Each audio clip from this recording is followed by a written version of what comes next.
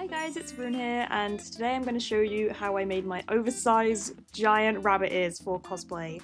I made these for my Coco cosplay from the game Dandy's World, but these will work for any rabbit or bunny character with floppy ears like this.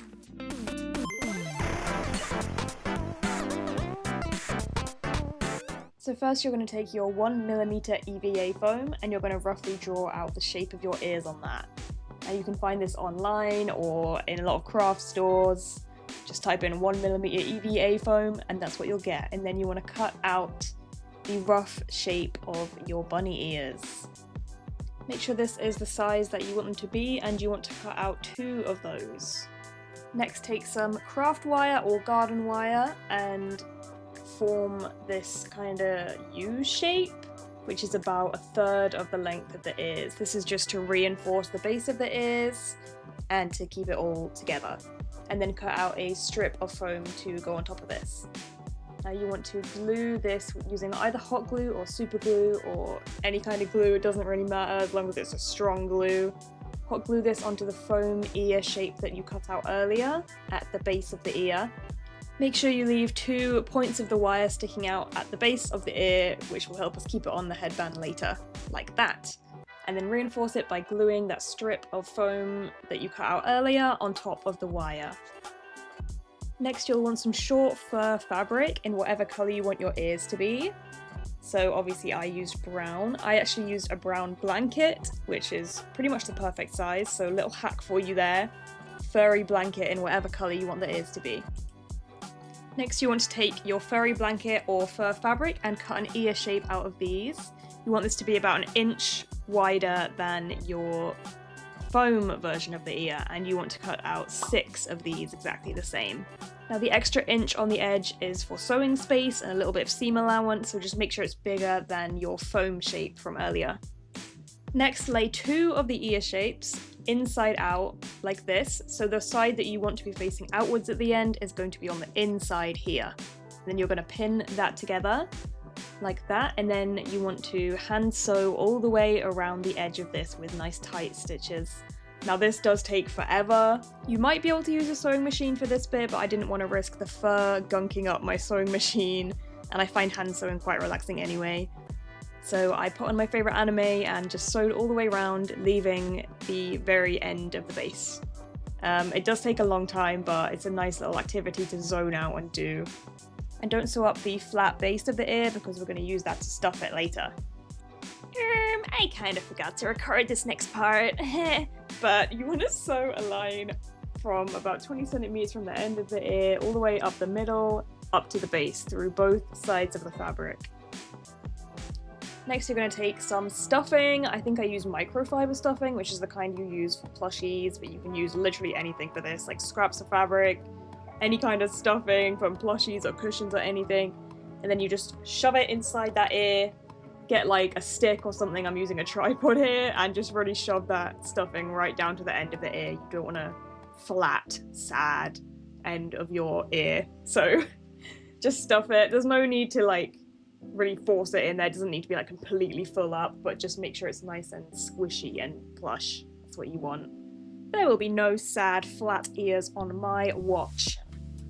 This next part is definitely optional depending on what you want, but I wanted the inside of the ear to be darker than the outside. So I took some dark brown paint, put it in a cup. Make sure you don't use a nice cup for this, like a plastic cup or something. Then I took some black paint. The aim here was to create a dark brown. You could also use a lighter colour for this, just as long as it's the colour that you want it to be. Then I mixed it with a little bit of water, because it's kind of hard to paint fur without the fur going really crusty and spiky. If you ever painted fur, you know exactly what I mean. So putting the water in it helps it to like soak into the hairs, rather than make it really crusty and disgusting. So I tested this out on a little bit of scrap fabric, and it turned out it was way too light for what I wanted. So back to the mixing pot, I added some dark orange and dark blue. Color theory, guys. Trust the process, trust.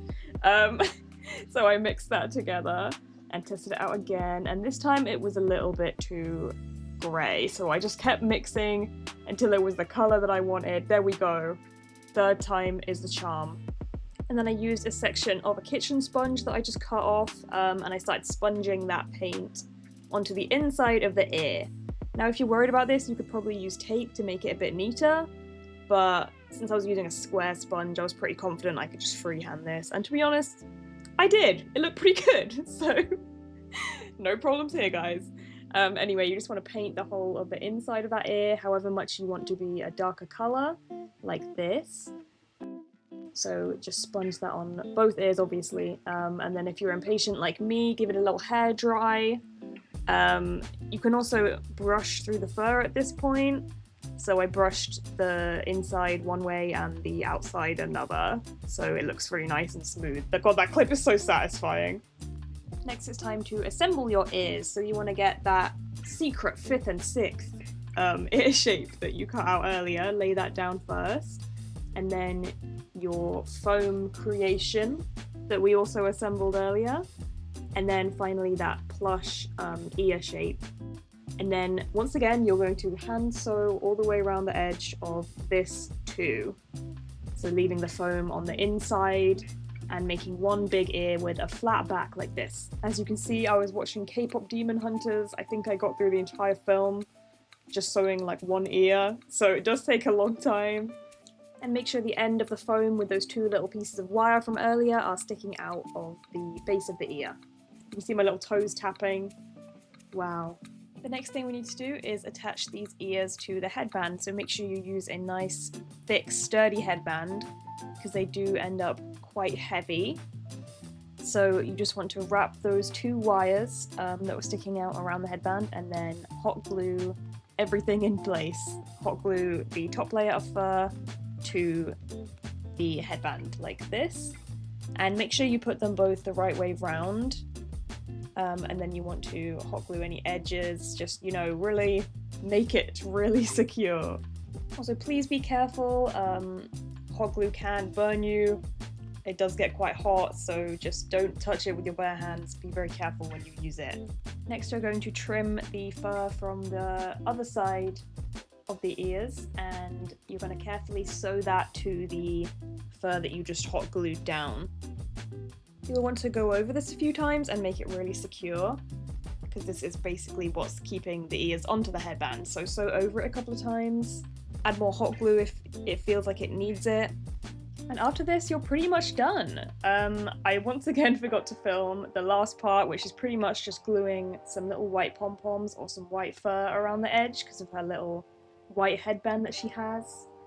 But yeah, now you have yourself a beautiful, huge, giant pair of rabbit ears for cosplay or for any other rabbit-related needs, I guess. Yeah, make sure you get a lot of bobby pins to pin this into the wig, maybe even cut holes in the wig to slot the hairband under. But yeah, you're done. Let me know what you think. Let me know if you use this tutorial. I'd love to see any pictures if anyone does use it. Thank you so much for watching and supporting my channel. Please like and subscribe if you want to see more cosplay related content. Thank you so much. Goodbye.